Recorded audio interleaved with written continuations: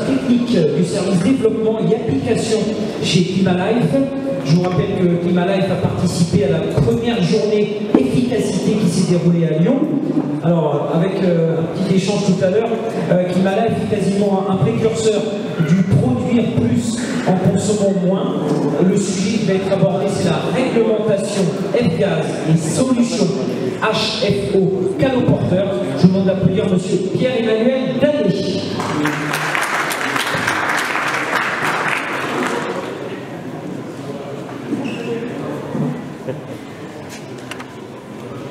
Vous avez un micro juste à côté de l'ordinateur, monsieur.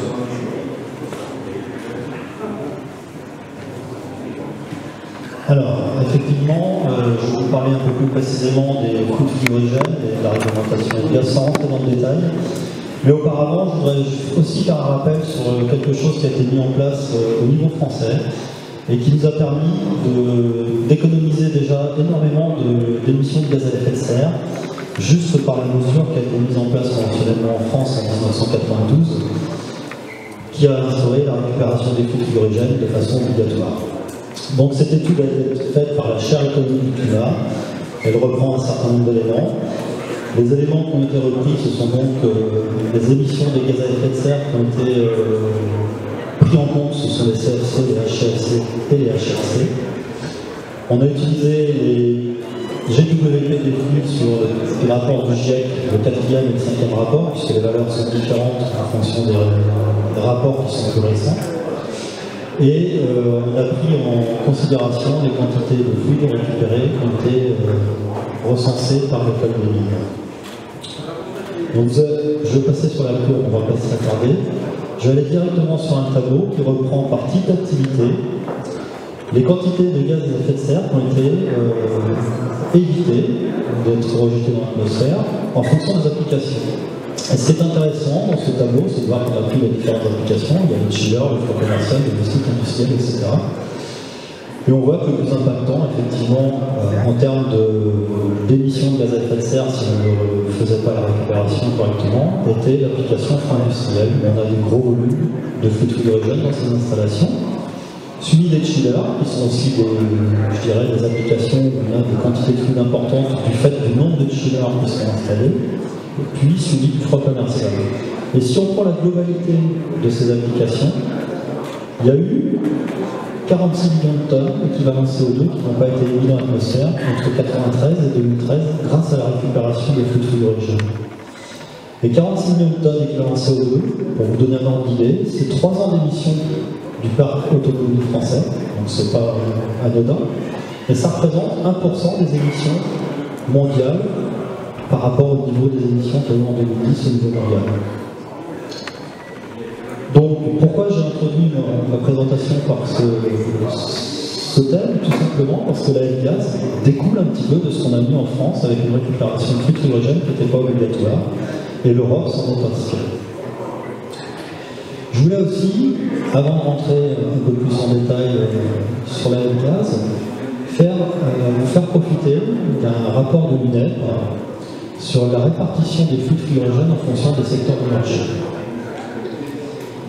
Si on prend les flux frigorigènes, on parle de nos fluides halogénés, on a des produits qui sont des produits chimiques avec des molécules, et dans les compositions de ces produits chimiques, on peut avoir des corps purs comme le 134A, on va avoir des produits comme le 125, le 143, le 32.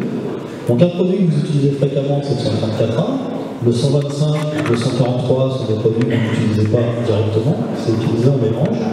Et puis on voit apparaître le R32.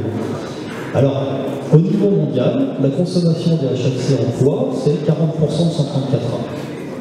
Mais le 134A, il y a un effet de serre qui est beaucoup plus faible que le 125. Et si je prends la répartition en tonnage équivalent CO2, on voit que ça s'inverse. Je passe de 40% à 28% sur le 134A. Et j'étais à 25% en poids sur le 125 et je passe à 43%. D'où l'importance aujourd'hui, bien entendu, d'aller vers le choix de fluide à faible effet de serre, parce qu'on voit que pour des quantités plus importantes, on a un impact environnemental en cas de fuite nettement plus faible. Dans l'utilisation de ces fluides, on a un secteur d'activité qui est très fort consommateur, c'est le froid, la climatisation et le pompe à chaleur. C'est 79% en quantité. Après, on a des applications. On retrouve les agents d'expansion pour les mousses, qui représentent 12% en quantité. Et puis, on va avoir les aérosols, 7%. Et quelques applications un peu plus anecdotiques qui sont la protection incendie et les sols. Et le foie d'habilitation, c'est 79% en poids, mais en effet de serre, c'est 86%. Alors je vais passer un petit peu plus vite parce qu'on a pris un peu de retard. Je vais aller directement dans la réfrigération. Et le détail au niveau de la réfrigération, la répartition se fait comme ceci.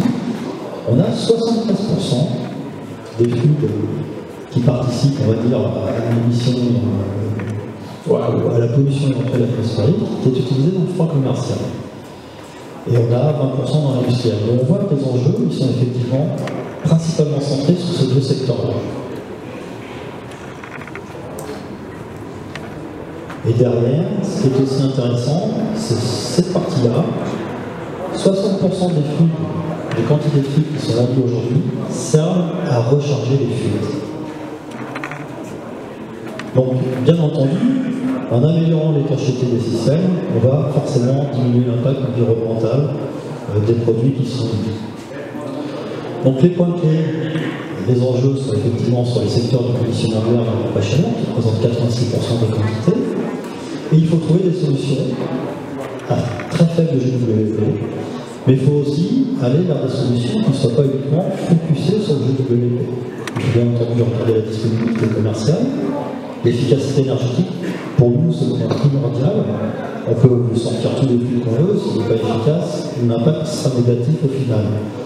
Le coût, ça aussi, je dirais, on ne peut pas se voiler la face, l'économie est importante. Si l'installation coûte 3 fois plus cher, le client n'aura pas forcément les moyens de s'offrir.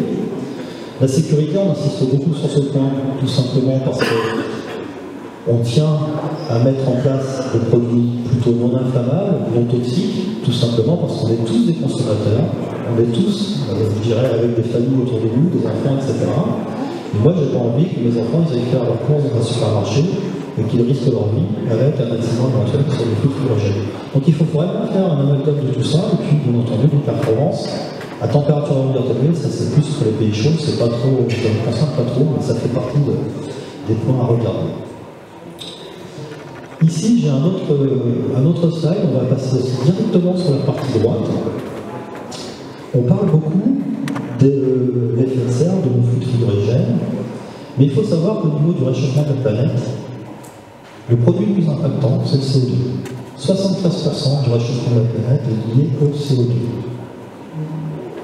20% est lié au méthane, donc le méthane, c'est malheureusement, je dirais, impossible de faire sans, puisque tout être vivant participe à l'émission de méthane. Et on voit dans un petit camembert ici que la partie des gaz fluorés représente 2% des émissions de gaz à effet de serre. Donc on a ciblé, au niveau de la gaz, les pouvoirs publics ont ciblé les professions, parce que c'est facile d'intervenir dessus. En revanche, même si on fait 100% d'efficacité sur ce secteur-là, ça ne suffira pas. Donc on a vu ce matin, M. Coulon vous en a parlé, il y a eu le protocole de Montréal qui consistait à protéger, je dirais, nos vies contre le trou de la couche d'ozone, nous protéger contre les ultraviolets du soleil. Donc les produits chlorés détruisent l'ozone, donc ils ont été arrêtés, là le problème est résolu, pas de souci. Et puis ensuite on a eu Kyoto qui vise à limiter le réchauffement planétaire. Donc là on est en plein dedans, et ça nous oblige à repenser notre approche globale. Il faut changer nos habitudes. Donc aujourd'hui, on a l'activité du froid commercial, c'est celle qui est la plus impactante au niveau environnemental. Et le froid commercial, c'est quoi? C'est 80% de R404A dans l'installation. C'est ce qu'on a aujourd'hui. Bien entendu, on a une réglementation qui est en place qui prévoit des quotas de réduction de production. Donc on va avoir la production qui va passer de 100%, et puis par paliers successifs, qui va arriver à 21% des niveaux qu'on avait entre 2009 et 2012. Donc qu'est-ce qui va se passer? Eh bien, on va avoir forcément une mise sous pression du 404A du fait de la réduction des quantités produites, et on va avoir aussi un souci éventuellement sur la disponibilité du produit pour maintenir les installations existantes en fonctionnement, et puis des tensions sur les prix. Donc aujourd'hui, il faut absolument, bien entendu, penser à changer pour aller dans d'autres solutions. Au niveau réglementaire, qu'est-ce qui change? Ce matin, on a parlé du règlement 842-2006. Le 842-2006, c'était la F-Gaz 1. Il a été remplacé par 517-2014, c'était la F-Gaz 2, donc la F-Gaz actuelle. Et donc, dans la F-Gaz 2, il y a eu l'introduction des quotas. On ferme le robinet de fabrication des produits. On a ciblé les fluides qui ont un GWP supérieur à 2500. Donc il y a une partie des produits qui sont ciblés et qui vont de toute façon être arrêtés. Il y a eu la mise en place de quantité en tonnes équivalent CO2. Pourquoi ce point il est important? Tout simplement parce que quand je prends 100 kg de 134A, 134A, il y a un GWP à 1430. Si je prends 100 kg, je fais 100 fois 1430. Si je prends 100 kg de 404A, il est à 3922 de GWP. Donc mon impact effet de serre, il est presque 4 fois supérieur à celui du 134A. C'est pour ça qu'ils ont aujourd'hui intégré le tonnage équivalent CO2. Il y a un certain nombre d'interdictions sur les nouveaux équipements, je vous ai parlé du calendrier, vous le connaissez tous. Des interdictions de maintenance pour les produits supérieurs à 2500, et puis aussi des restrictions sur les équipements pré-choc. Bon, il y a toute la formation, tout ça, je dirais, c'était déjà en place. Il y a l'étiquetage qui va apparaître. J'ai aussi prévu de vous parler un petit peu de l'arrêté français qui vient de sortir à ce sujet. Et puis je vais aller très vite. Vous aurez de toute façon la présentation, vous pouvez la remettre tranquillement, mais c'est ce que je vous ai dit. Il faut arrêter d'utiliser des fluides à fort effet de serre. Je ne vais pas vous passer la vidéo en même temps. Et je vais aller sur l'arrêté français, le règlement français qui est paru au journal officiel du 10 mars, qui vient se greffer sur la F-Gaz. C'est-à-dire que c'est quelque chose qu'on est obligé d'appliquer en France.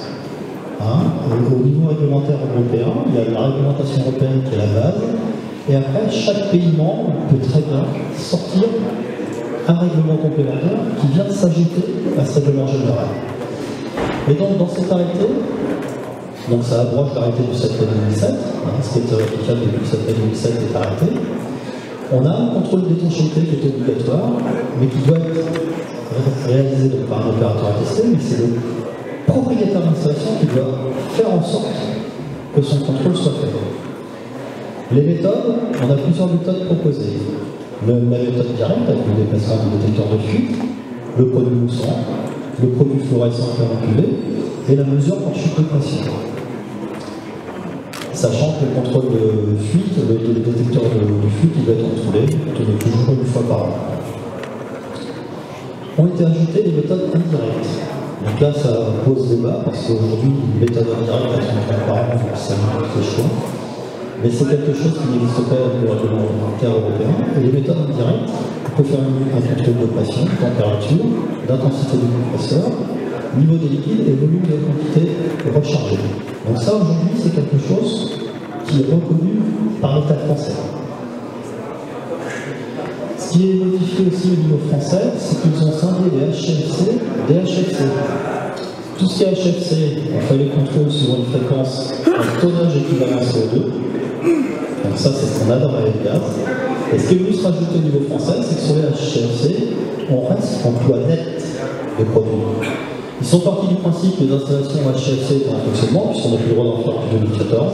À l'époque, on parlait en kilogrammes net. Ils ont repris ce qu'on avait dans la F-Gaz précédente. Donc ça ne va pas forcément simplifier la tâche sur le terrain. Suivant la nature du fluide, vous serez soit en poids net, soit en équivalent CO2. Ce qui est nouveau et obligatoire, c'est la consigne des résultats du contrôle d'étanchéité, déjà dans un document SAFA, qui sert de fiche d'intervention de l'ESA, après, et aussi une marque de contrôle d'étanchéité.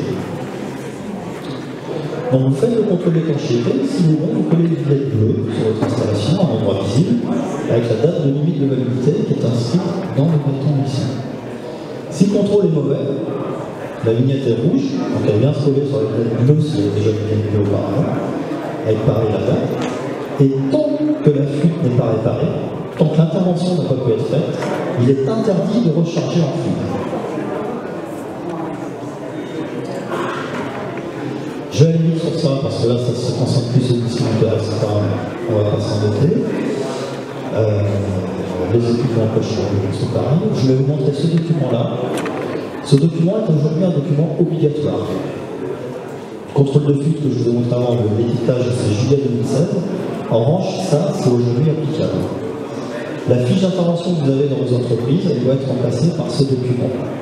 Et ce document, il reprend un certain nombre d'éléments, dont le contrôle de fuite, est-ce qu'il y a eu fuite ou non, la localisation, et il sert aussi de bordereau de suivi de déchets. C'est-à-dire que quand vous avez récupéré le fluide, il accompagne la bouteille jusqu'au centre de retraitement.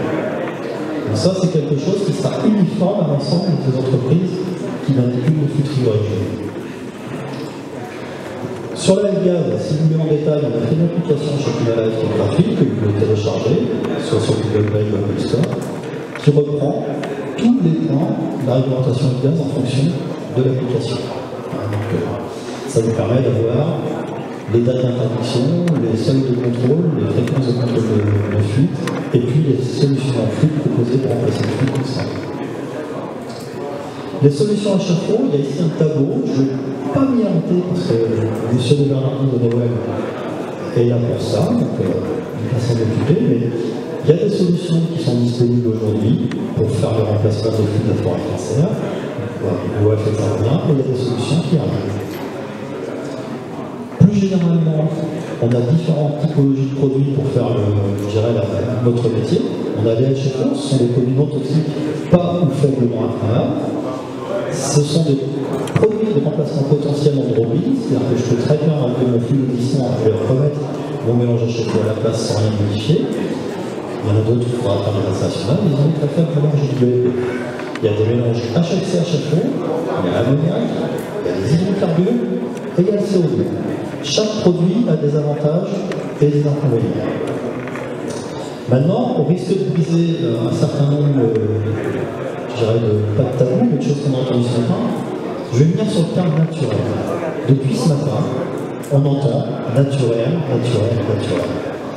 Donc là, on sort un petit peu de l'aspect technique, on rentre dans la sémantique, mais c'est important, et c'est d'autant plus important qu'on est assez fiers lors de la conférence à la minute d'avoir pu faire mettre naturel entre guillemets, parce que nos produits ne sont pas naturels. Aujourd'hui, le souci naturel, c'est qu'on utilise naturel en disant c'est un produit qui est naturel, grosso modo, c'est pas dangereux. On trouve comme ça dans la nature, c'est pas dangereux. Naturel, c'est la définition de la rue, c'est un produit qui est issu de la nature, sans transformation physique, sans intervention de l'homme. Le flux frigorigène, quel qu'il soit, que ce soit les HFC, les HFO, les hydrocarbures, l'ammoniac ou le CO2, sont tous transformés pour arriver à des propriétés physiques qui nous intéressent. Et j'ai mis ici le détail de la fabrication très succincte des fluides. L'ammoniac, c'est un produit qui est synthétisé par reformage catalytique, tout simplement, à haute température de pression, et qui est utilisé principalement dans l'emploi agricole. Et l'autre produit qui vient ammoniac pour faire du froid, c'est retraité à partir de là. Le CO2, c'est un sous-produit de la fabrication de l'ammoniac, ou alors un produit qui est extrait à partir de notre air. Dans tous les cas, il y a une intervention humaine. Les fluides halogénés, ce sont des hydrocarbures, produits pétroliers, et les hydrocarbures, ce sont des hydrocarbures, produits pétroliers. Donc vous, en tant que professionnel, il faut que vous soyez extrêmement vigilant. N'employez pas naturel comme on a employé l'air pendant des années pour faire croire aux gens qu'on le trouve comme ça dans la nature. Les seuls produits naturels qui peuvent faire du froid, c'est l'air, qu'on retrouve dans la climatisation des avions, et c'est l'eau. Et l'eau, on en a parlé tout à l'heure, en dessous de 0 degré, ça pose problème. Je voulais aussi faire un petit point sur l'inflammabilité. Il y a eu une question ce matin sur l'accident du car cuisien. Avant d'aller sur l'accident du car cuisien, je vais revenir sur les hydrocarbures dans les frigos. C'est en Angleterre, c'est public. Il faut savoir qu'entre 2010 et 2014, il y a eu 370 cas d'accidents recensés en Angleterre et des frigos ménagers qui ont explosé. Il y avait 65 grammes d'isobutane dans les frigos. Donc, ces produits-là ont d'excellentes performances thermodynamiques, mais à juste titre, comme disait aussi M. Elias Martin, il faut faire attention. Toutes les solutions sont pas applicables partout, mais il faut faire attention, il faut connaître les dangers des produits qu'on met en œuvre. Sur l'inflammabilité, inflammabilité, ici il y a une étude japonaise qui est aussi publique qui permet d'avoir une idée de ce qui se passe entre les différents fluides. Si je prends un hydrocarbure classé A3 dans la EN 378, j'ai ici des électrodes électriques qui vont amener l'énergie nécessaire à enflammer le produit. Qu'est-ce que je vois? J'ai des flammes de l'explosion avec un phénomène de souffle. Les flammes se diffusent très très vite. Si je prends du R32, qui est le fluide dans la partie haute, des fluides moyennement inflammables, c'est vraiment l'un des pires, on voit ici une bulle de gaz. C'est-à-dire que les électrodes enflamment le produit. J'ai une bulle de gaz, en revanche, il n'y a pas d'explosion, il n'y a pas de souffle, et elle n'est pas concurrente. C'est-à-dire que si j'enlève l'énergie, elle va s'éteindre. Et l'ammoniac, on a aussi un phénomène d'inflammabilité avec une diffusion de flamme. Bon là, c'est juste aussi pour dire qu'on peut avoir des fluides non inflammables comme le R22, mais si je suis dans une installation frigorifique, j'ai un flux de sous pression, j'ai de l'huile. Si j'ai une fuite et que je mets un chalumeau, je fais une torchère. C'est pas le fluide qui brûle, mais c'est l'huile qui va brûler, qui va diffuser avec la pression du flux fluorigène. Maintenant, pour l'ex-conducteur de cuisine, je vous encourage à aller voir la vidéo sur YouTube qui explique ce qu'on peut retrouver dans un véhicule comme liquide inflammable. Vous verrez que les liquides inflammables, ce sont les liquides de frein, la glace, les liquides de refroidissement, les carburants, et qu'en revanche, le flux frigorigène, il se passe 3 minutes, rien. Et la FCE a aussi communiqué sur le sujet, c'était pas sur cuisine, mais c'était sur des produits inflammables qui étaient vendus sur notre marché. Maintenant, je vais aller assez vite. Il y a une université qui fait une petite étude sur les systèmes transcritiques CO2 booster, suivant les pays, ça prend ça. Et il donne des comparatifs par rapport au 404. Si je passe au 404, on voit très bien que jusqu'à une limite de Paris, je consommais plus avec du 404 qu'avec du CO2. A l'inverse, à partir de Paris, en descendant dans le sud de l'Europe, l'avantage était au 404. Circuit indirect avec téléporteur dans un système d'échange intermédiaire et pompe, on consomme plus que le CO2. Et puis la cascade 134 CO2 consomme plus que le CO2 tout seul. Maintenant, il y a un produit dont vous avez peut-être entendu parler, qui est un peu vieux aujourd'hui, qui est le 407F. 407F, c'est un produit qui remplace le 404 dans la machine du 404 sans le modifier. Et on voit donc que quel que soit le pays où vous utilisez, en dehors des 3 pays nordiques, on a une consommation inférieure avec ce fluide qui permet de garder l'installation existante, donc une solution de transition qui permet de l'installation 404 jusqu'au bout en consommant moins d'énergie. Je vais aller un peu plus vite. Ici, on a une étude de Danfoss qui a fait une étude sur 2 systèmes transcritiques au CO2 et un système au 404. Donc, ce qui est intéressant, c'est que la première génération de CO2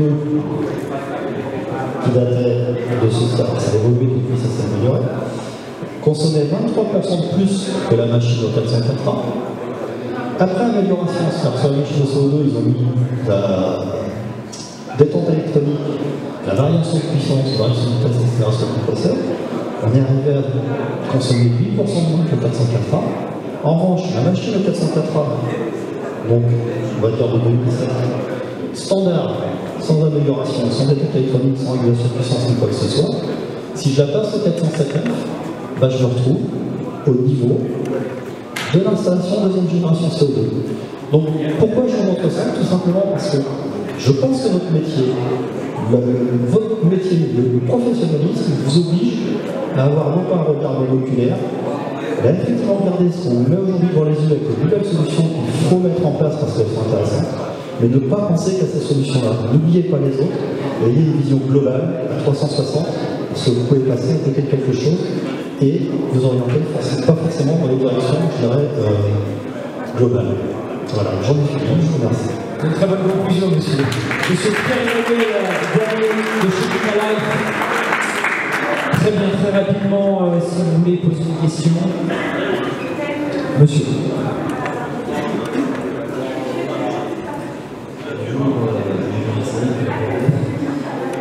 On a juste une petite question pour les machines qui ont été mises en vente seront vides de flux frigorigène. câbles, c'est des câbles. Les machines, les équipements préchargés sont préchargés.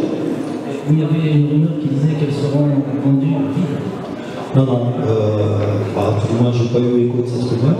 Les équipements préchargés resteront préchargés. Donc, ça regroupe une spécificité d'équipement bien particulier. Après, toutes les installations que vous allez assembler vous-même, vous allez acheter votre évaporateur, votre condenseur, votre compresseur, votre étendard, vous allez assembler, c'est vous qui les chargerez. Après, sur les systèmes qu'on a vus ce matin, je pense aussi que ce sont des systèmes préchargés, les 434 que vous avez vus, ce sont des systèmes préchargés.